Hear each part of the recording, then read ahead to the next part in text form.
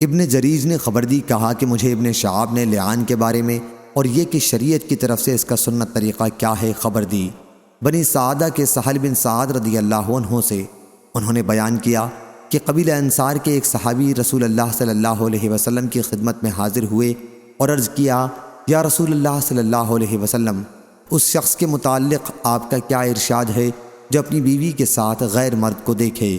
کیا وہ اسے قتل کر دے یا اسے کیا کرنا چاہیے؟ انہی کے بارے میں اللہ تعالیٰ نے قرآن مجید کی وہ آیت نازل کی جس میں لعان کرنے والوں کے لیے تفصیلات بیان ہوئی ہیں۔ حضرت صلی اللہ علیہ وسلم نے ان سے فرمایا کہ اللہ تعالیٰ نے تمہاری بیوی کے بارے میں فیصلہ کر دیا ہے۔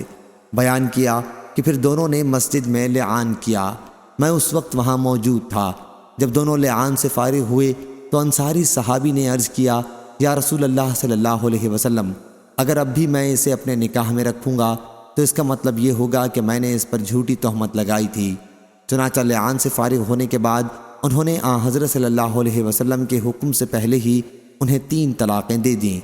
حضور اکرم صلی اللہ علیہ وسلم کی موجودگی میں ہی انہیں جدا کر دیا۔ سہل رضی اللہ عنہ نے یا ابن شہاب نے کہا کہ ہر لعان کرنے والے میاں بیوی کے درمیان یہی جدائی کا سنت طریقہ مقرر ہوا۔ ابن جریج نے بیان کیا، ان سے ابن شہاب نے بیان کیا کہ ان کے بعد شریعت کی طرف سے طریقہ یہ متعین ہوا کہ 2 لعان کرنے والوں کے درمیان تفریق کرا دی جایا کرے، اور وہ عورت حاملہ تھی اور ان کا بیٹا اپنی ماں کی طرف منسوب کیا جاتا تھا۔ بیان کیا کہ پھر ایسی عورت کے میراث کے بارے میں بھی یہ طریقہ شریعت کی طرف سے مقرر ہو گیا کہ بچہ اس کا وارث ہوگا اور وہ بچے کی وارث ہوگی۔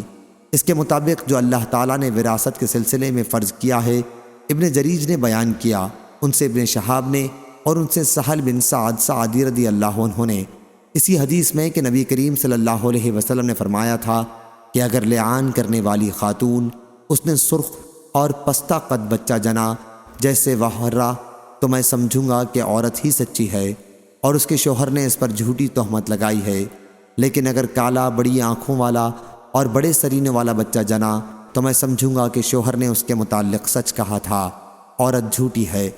جب بچہ پیدا ہوا تو وہ بری شکل کا تھا، یعنی اس مرد کی صورت پر جس سے وہ بدنام ہوئی تھی۔ صحیح بخاری حدیث نمبر 5309۔